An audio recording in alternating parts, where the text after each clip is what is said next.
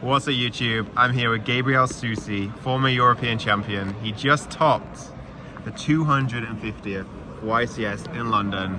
How do you feel, bro? It's cool, it's a cool result.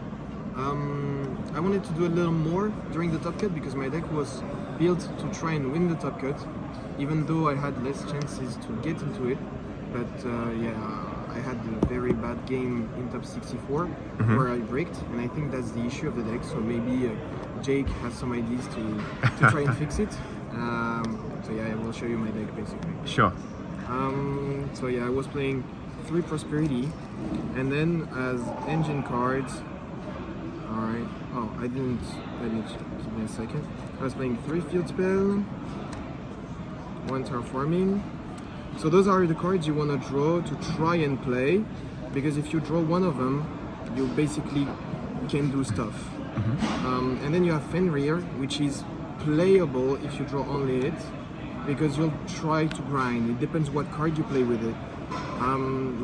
Most of my free spots were cards that are good going second, not that great going first, because I didn't mind my opponent taking advantage, because the deck is able to break board so easily that all you want to do is try to gain a turn with your engine, a riser, etc. It's very hard for your opponent to try and kill you through this, so then you can break the board again, basically. So then, of course, you're playing the spells. I don't think anything is cuttable, even though those cards breaks a lot. You need another card to play with it, basically. But like, you have so like a small amount of engine available that you gotta play them all, and that's it. And then of course the bad cards that everyone plays because you kind of have to. Those 4. I was trying to cut one, but in the grind game it seems like you really need it. Sometimes they banish it face down, or it gets banished by runic cards and you need the first one. And sometimes against the mirror, being able to summon anything from birth and then get it from the deck is much better than having to summon it from birth, from the banish pile or the graveyard. And this one is just to try and push more in setups where you have more engine. And also it's the only one that can get on the board even though you control already a monster, or you have like a set monster or anything, and that's important. It's like Foxy in Salam basically, it's like the same thing. And the trap, you gotta play it. I didn't play Ogre and Preparation because I felt like they were not good cards to hard draw, and it wasn't needed in the mirror, so yeah, whatever.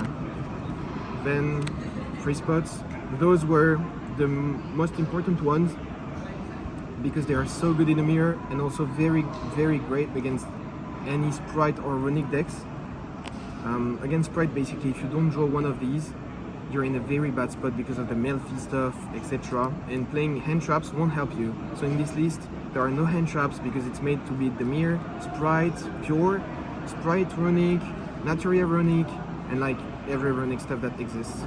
So those were very important, sorry. You can also show them off pot because people won't carrot this because they're scared of Evenly Match or any blowout cards, basically. And then if you show any of those, you just win straight up. Then I was going first and second cards like TTT, Book of Moon, and Enemy Controller. Those felt like the best ones in the mirror.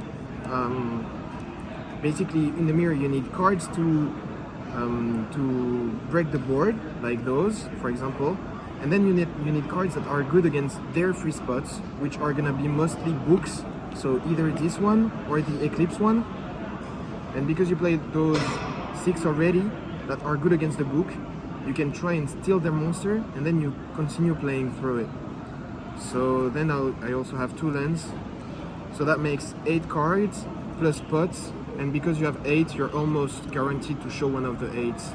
So you always have something to break the board and something to handle a book or anything, and that's how you win in the mirror, basically. At least I think so. So that's it for the main deck. Then in the side, the extra deck is like very normal. I was playing those 4 as hand traps. So the idea was that, of course, you're playing 3 shifter, you just have to. And then I had a 15th spot, and I wanted to be able to cover a little bit more Mathmech, Dark World, etc. And that was like the 4th shifter, basically. I'm not a big fan of playing one-offs. but I just had one spot, and I don't want to be playing like something limited just because it's limited. Something I feel that helped me, because I don't have any hand trap basically in my deck.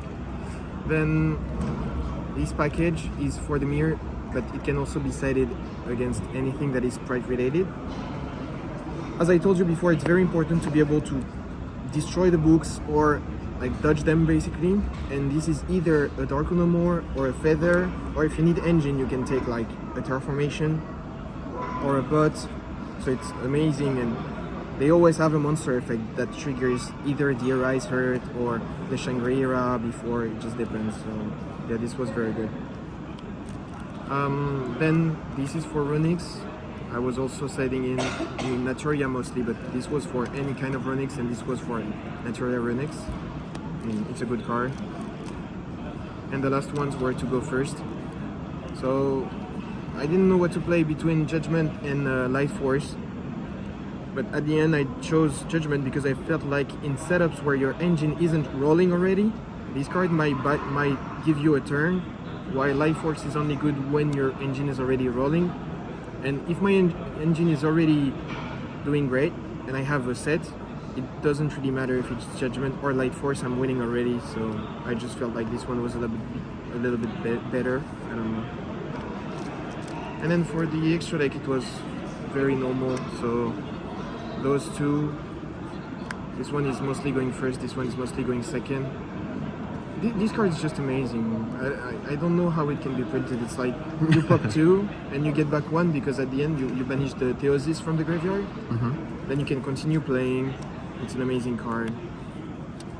And then for the normal XYZs, I was playing 2 of them. 3 of these. I feel like you need 3 because in the mirror you make 1, they will banish you the second if you just let it. If you don't play 3, they banish the second and you cannot play without it. So yeah.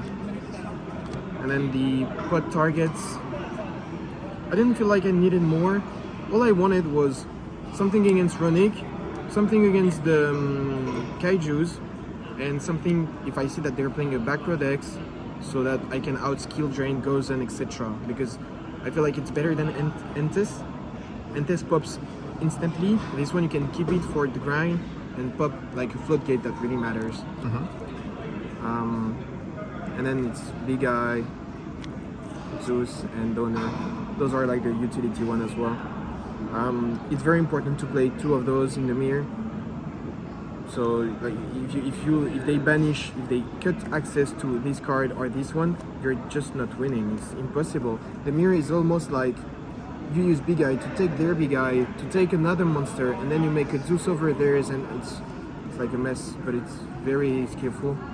I chose to play Kashtira because I felt like there was no deck that could beat it consistently enough for me to play something else. The only deck that could beat it consistently was the mirror, because you don't need to care about the continuous effect of Arise Hurt. All you need to care about is to get rid of this like once per turn banish a card that doesn't do anything in the deck. And it's also very strong to be able to play very aggressive card against Sprite, which has a very good going first, and I don't think any deck of the format can beat Sprite going second without free spots. And you can play like 20 in this deck, I mean like 15 plus spots, that's 20. So yeah, I was very happy with the deck, had a good win condition. The only issue I faced is the fact that I played so many different matchups, and I felt like it was going to be mostly Kashtira, but maybe because it was the 215 YCS, there was a lot of other decks that were just existing. And yeah, the other matchups felt a little bit off, but it's okay. So yeah, I had fun. It was very fun to play the deck actually. I thought it would be like boring, but it was cool. Cool. All right, congrats, bro. Any shout outs before we finish? All my friends and everyone here, they all know it. Perfect. All right, Gabe. Congrats again, bro. We'll see you in the next one.